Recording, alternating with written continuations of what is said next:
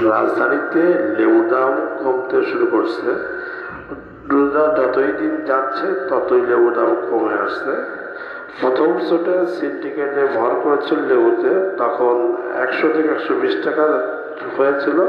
এখন অনেকটা কমে এখন 40 থেকে 50 টাকার মধ্যে লেবু পাওয়া যাচ্ছে। আপনার দেখাচ্ছে, দেখেন এই যে লেবু, এখন এই আলু লেবু 40 টাকা করে। কয়েকদিন আগে এই লেবু ছিল 80 থেকে 100 টাকা।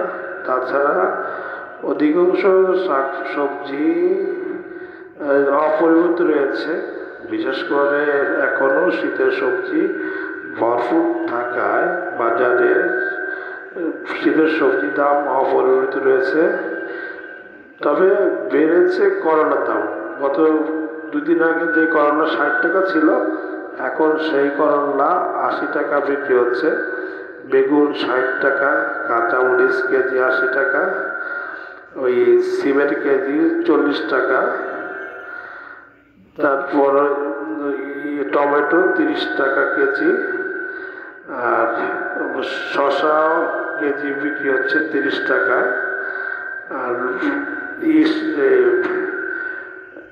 গাজর বিক্রি হচ্ছে 30 টাকা কেজি।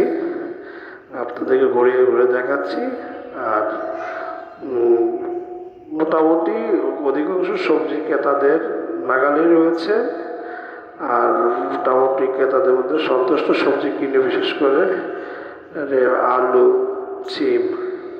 আর আজকের মতো খুদা হাফেজ। আরেক নতুন ভিডিও দেখতে হলে আমাদের চ্যানেলকে সাবস্ক্রাইব করুন। ভালো থাকুন, সুস্থ থাকুন। আল্লাহ হাফেজ।